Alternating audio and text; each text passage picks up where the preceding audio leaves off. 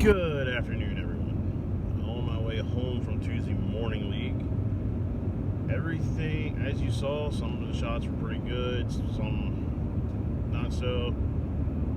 But ended up shooting 672. I had games of 231, 226, 216. Can't complain, I'll take it.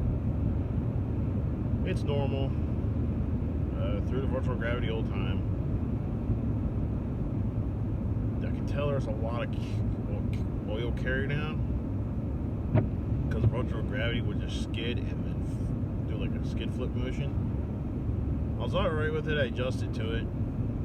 Tomorrow night, probably not going to throw virtual gravity. Don't know what ball I'm going to throw yet tomorrow night. We'll see tomorrow night.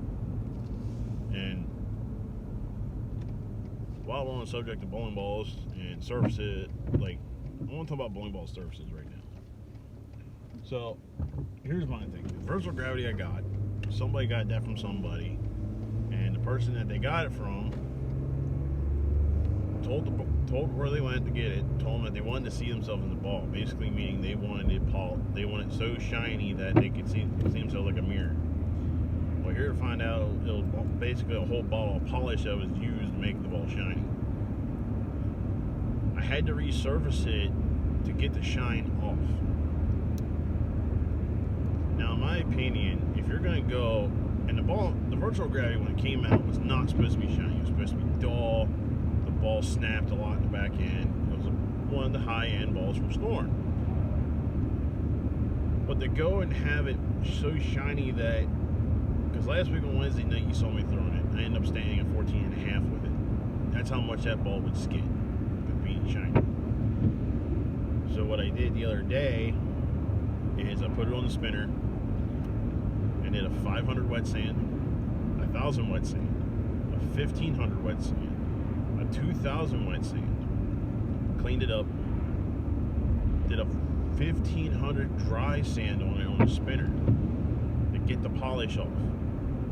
And then I cleaned it with Life After Death cleaner, and that seemed to work. I can stand more left with it. I don't have to stand so far right with it. The day in league, I was standing at 22 with it, putting it across the oil and out to the right, and that seemed fine. Ended up finishing the day standing at 20 with it, 20 and a half with it, and that seemed fine. So what I'm getting at is, if you're going to get a bowling ball, make sure you learn how to do what the surface of it is, and throw the ball before you change the surface. Don't go and just change the surface right out of the box, because if you're going to do that, you better be if you're going to a tournament or something where you need to change the surface right out of the box. Not for a league shot. Changing the surface of a ball right out of the box for a league shot, there's no point. And when I tell people that I coach that that just get a new ball and they throw out like one shot and they're like, should I change the surface? I'm like, no. Throw a 3-game set with it, see what it does when the lane breaks down, and then decide if you need to change the surface up, because depending on which way you want to change the surface, it might help you in the long run. So, in the long run, it's all right to change the surface after a 3-game set, but don't change it right out of the box, is what I'm saying. And then, well, that's all I have. I just wanted to get that topic off the top of my head and off my chest and stuff like that. So I will see you guys tomorrow for league. Might talk a little bit before league. Right now I got a ball at my local per shop, getting the thumb redone, fingertips put in. It's a Brunswick Melee Jab SE. I'll probably do like a small video or something before league tomorrow of me throwing it, because I'm going to throw a practice game with it to see what the ball does. So I will see everybody tomorrow, and have a good rest of your day. Good job,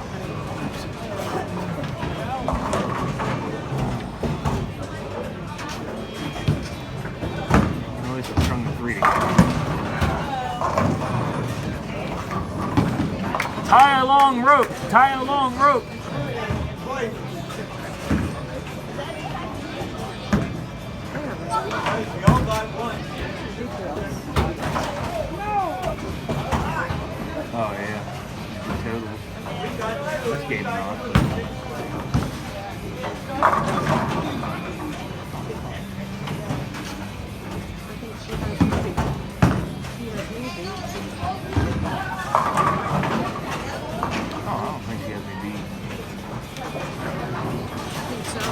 free turkeys.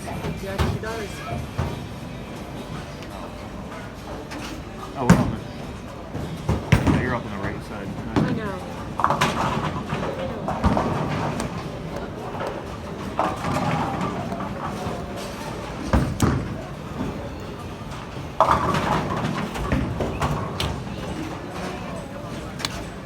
It's down to 6.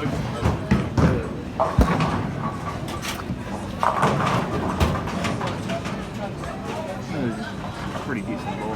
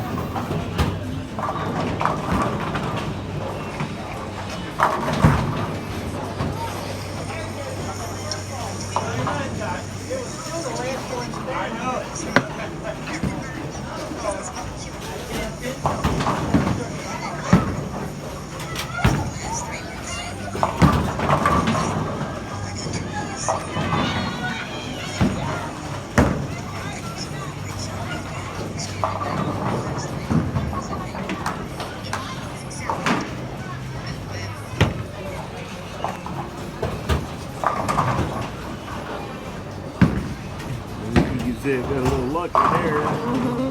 It was not a good ball.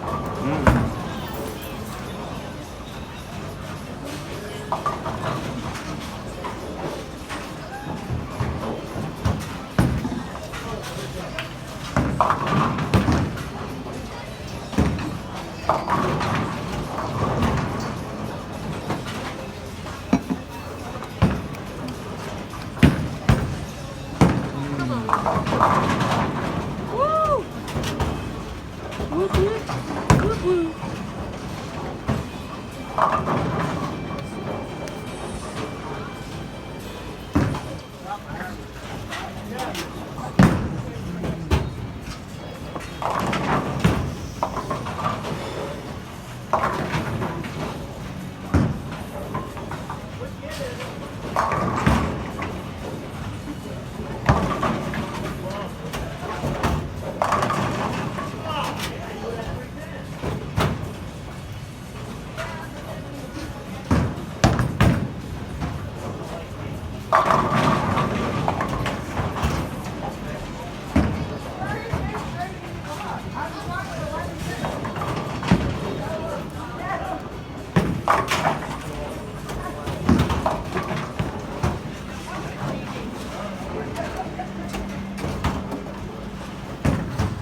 Hey, look, walking back under that goddamn heat that sucks ass.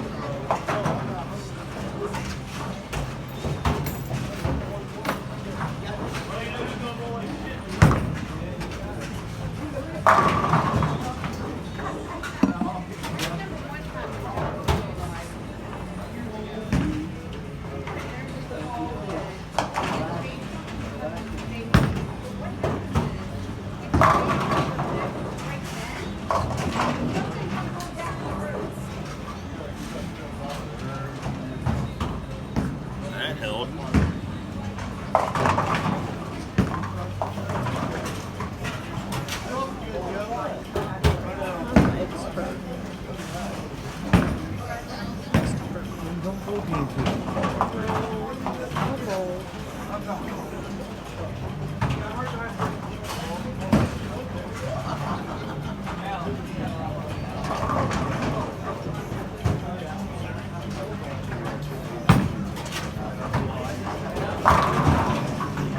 Did you get one of these?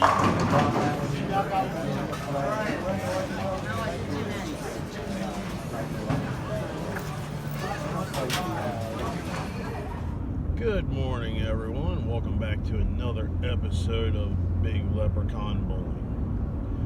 Right now, I'm on my way to get my buddy Jason for Tuesday morning league. Right now, it is 28 degrees out in Pennsylvania,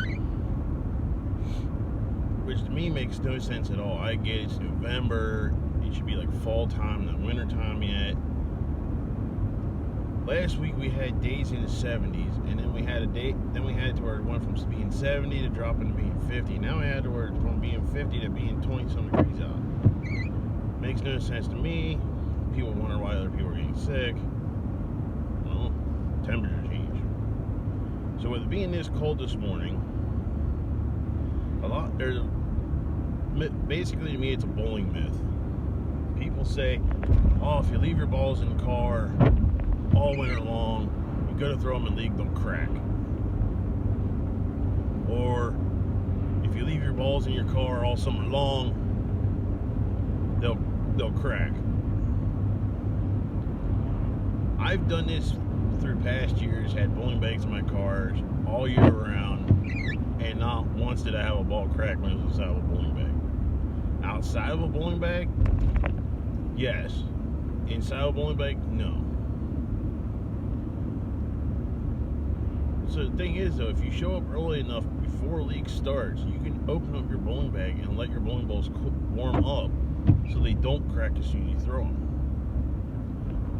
But I feel like a cold bowling ball reacts a lot better than what a hot bowling ball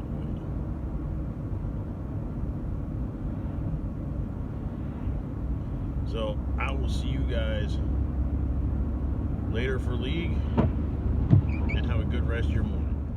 Hey, what up, everybody? It is Wednesday. I'm on my way for my league tonight. I'm probably going to shoot a ball review. Well, okay, I'll have to do it another time. I was going to shoot a ball review video before league, but I just realized I forgot my wireless mic, so I'll have to do the ball review video probably either some other time, maybe next week sometime. I was going to do one for my Melee Jab SE. Just had that done. But I'm still going to I'm going to go ahead and throw a practice game before league. I'll probably shoot that video, practice game with that ball, and probably talk about it after I'm done. Let y'all know what I think about it, if I think I'm going to change the surface of it or not. Right now, with it being a pearl, you can't mess with the surface of a pearl too much, or it just won't do what it's supposed to do. You can't go any lower than like a 3,000 or 4,000 for a pearl if you're going to add surface. In my opinion, any lower than that, it might not react the way you want. But we'll see. If I need to, I'll add surface, or else just take it back to factory. I did look up the factory surface of it. The factory surface of the ball is 500, 1,000 in Crown Factory polish or compound. I can't remember if it's the compound or the polish. So with that, we'll see what it does in this game, and if I need to resurface it, I'll resurface it. On another note,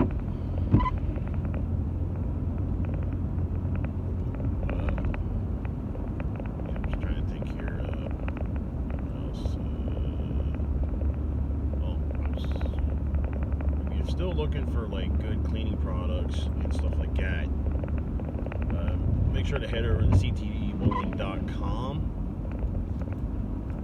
and check out their site. They have cleaners on there and stuff like that.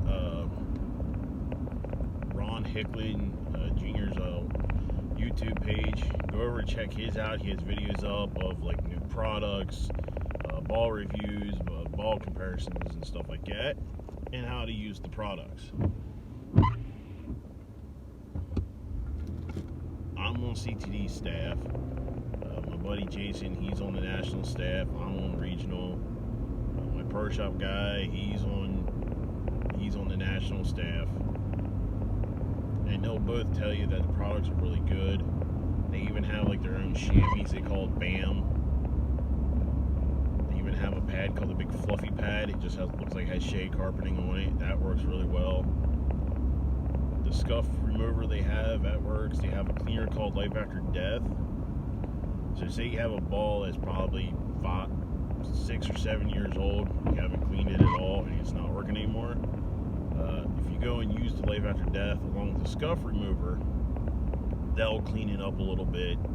Actually, they'll actually clean it up pretty good. And the Life After Death will bring it back to life, and the ball react like it was when you first got it. So I will see y'all later for the practice game, and have a good night, and I'll also see you at the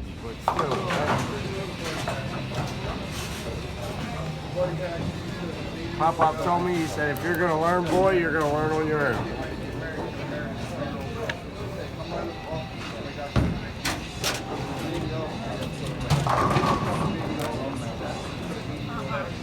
Yeah, I know. I was just discussing that.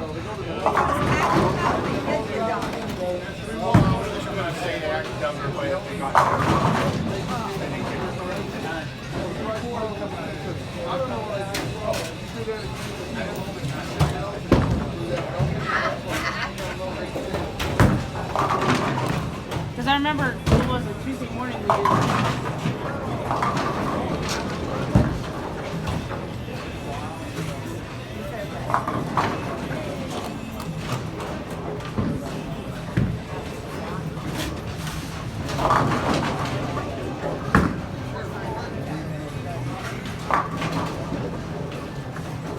Well, who knows? Mandy's gonna be out of town. It's one of the two girls. So Now I can say something. I'm so afraid. I got both of them on my starter. Not the whole baby.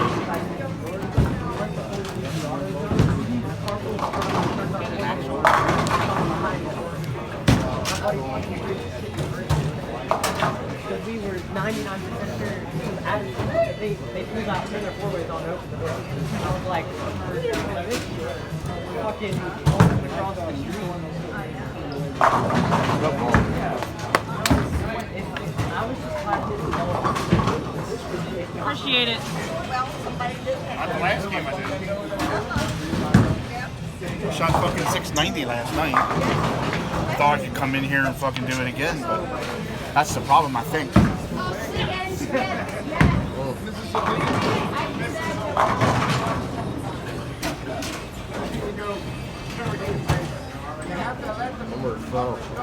I almost fell the gun.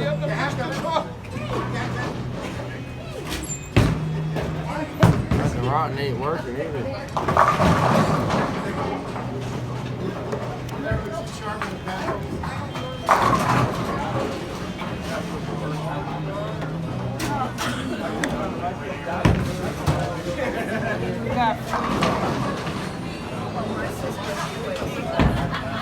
Gee, that's not nice. Yes, it is. I got a jack, because I'm a joker.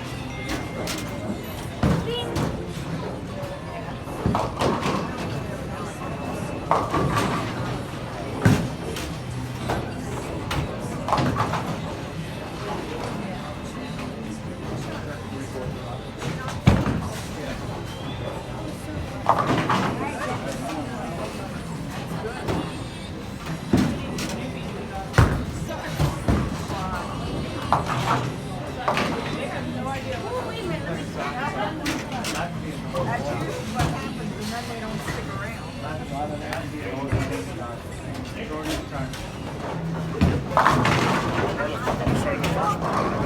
gonna ask Christ. I just fucking tossed it. I guess I thought he was stealing it or something. I I have 3 freaking opens. What the hell? Yeah, well, I got 5, 6, 7, 8. you know what my goal is for this league? 7 He looked the other week. I really did. Boy, Wendell. Wendell! Finally! He got 8. Finally! I did it. Yay, I did it too! No, Bob did it too. T-Mac in there.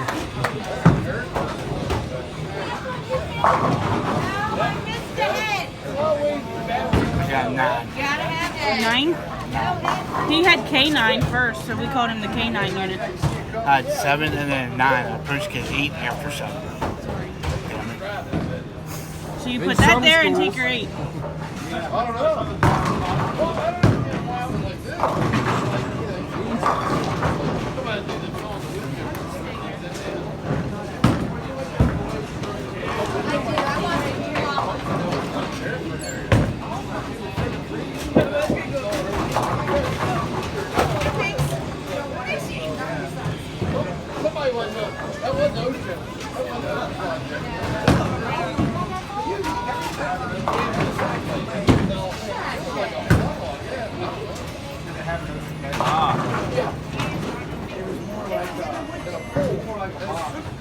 What up, everybody?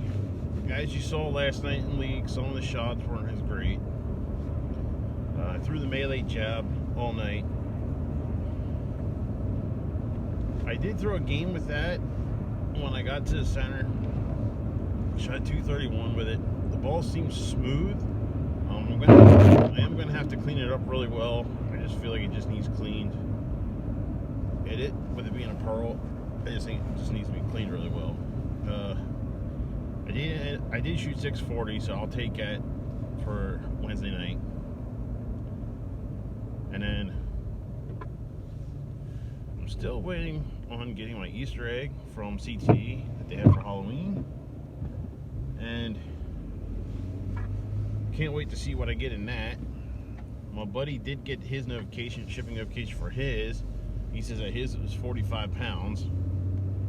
So I'm on the way to pick him up because he bowls league tonight. I work tonight. And that's all I have.